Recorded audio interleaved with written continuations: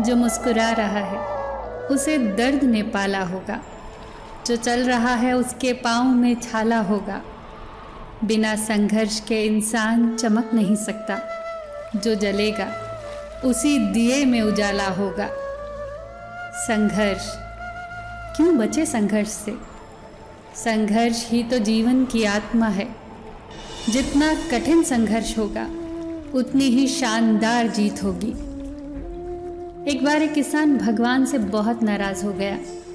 किसान बहुत मेहनती था, बहुत मेहनत से वो खेतों में अनाज उगाता, उसकी देखभाल करता, पर अक्सर उसकी फसल खराब हो जाती। कभी सूखा पड़ जाता, कभी बाढ़ आ जाती, कभी ओले, कभी तेज धूप, कभी आंधी। कोई न कोई कारण बन ही जाता कि उसकी फसल खराब हो जाती। एक दिन उस किसान ने गुस्से में आसमान की तरफ देखकर भगवान से कहा, हे ईश्वर, आपको लोग सर्वज्ञाता मानते हैं कि आप सब जानते हैं, कहते हैं कि आपकी इच्छा के बिना पत्ता भी नहीं हिलता, पर मुझे तो लगता है कि आप छोटी से छोटी बात भी नहीं जानते। आपको तो ये भी नहीं पता कि खेती बाड़ी कैसे करते हैं। अगर आप जानते होते तो असमय जो बाढ़, आंधी, तूफान आते हैं वो कभी नहीं आते। आप नहीं जानते कि कितना नुकसान उठाना पड़ता है हम किसानों को। यदि आप मेरे हाथ में ये शक्ति दे दें कि मैं जैसा चाहूँ वैसा मौसम कर दूँ, फिर आप देखना कि मैं अन्न के भंडार लगा दूंगा। भगवान इस किसान के तीखे वाक्य सुनकर मुस्कुरा रहे थे और वो किसान के सामने प्रकट होकर बोले, मैं आज से तुझे ये शक्ति देता हूँ कि अपने खेतों पर तुम जैसा तुम्हारी इच्छा हो वैसा मौसम कर दोगे। मैं बिल्कुल भी दखल नहीं दूंगा, तुम्हारी इच्छा से सब कुछ होगा। किसान बहुत खुश हो गया। उसने गेहूं की फसल अपने खेतों में बोई। जब उसे लगा खेतों को धूप चाहिए तो खेतों को धूप मिली, जब पानी बरसना चाहिए तभी पानी बरसा। आंधी, तूफान, बाढ़ कुछ भी उसने अपने खेतों पर आने नहीं दिया। किसान के खेत में इस बरस ऐसी फसल हुई जैसी कभी नहीं हुई थी। ऊंची, हरी भरी, लहलहाती फसल। मन ही मन वो बहुत खुश हो गया और सोचने लगा, अब सबूत के साथ दिखाऊंगा भगवान को कि इसे कहते हैं शक्ति का सही उपयोग। मेरी सफलता देखकर उन्हें अपने नियम जरूर बदलने पड़ेंगे। कुछ दिन गुजरे, फसल कटने को तैयार हो गई।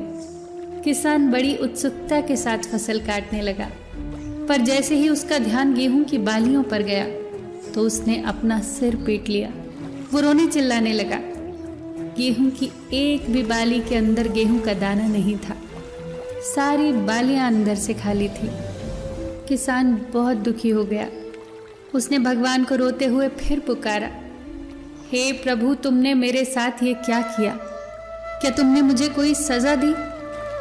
भगवान बोले, पुत्र, ये तो होना ही था। तुमने पौधों को संघर्ष करने का मौका ही कहाँ दिया। न तो तुमने उन्हें आंधियों से जूझने दिया, न तेज बारिश को सहने दिया, न धूप में तपने दिया। एक भी चुनौती का सामना तुमने उन्हें नहीं करने दिया। इसीलिए सारे पौधे अंदर से खोखले रह गए। जब आंधी, तूफान, तेज बारिश, धूप पड़ती है तभी ये पौधे अपने अस्तित्व को बचाने के लिए संघर्ष करते हैं और इसी संघर्ष से एक बल पैदा होता है जिसमें शक्ति होती है, ऊर्जा होती है, और यही ऊर्जा फूटती तेरी बालियों में गेहूं के दाने की तरह जो नहीं फूटी। तूने उन्हें कठिन परिस्थितियों से गुजरने ही नहीं दिया जहां उनके अस्तित्व का जन्म होता। सारी बालियां इसलिए खाली हैं, एक भी गेहूं का दाना इसलिए नहीं है क्योंकि तूने अपने पौधों को संघर्ष कराया ही नहीं। याद रखिए, स्वर्ण में स्वर्णिम आभा तभी आती है जब वो आग में तपने, गलने और हथौड़े से पिटने जैसे संघर्षों से गुजरता है। कोयले का टुकड़ा हीरा तभी बनता है जब वो उच्च दाब और उच्च ताप की मुश्किल परिस्थितियों से गुजरता है।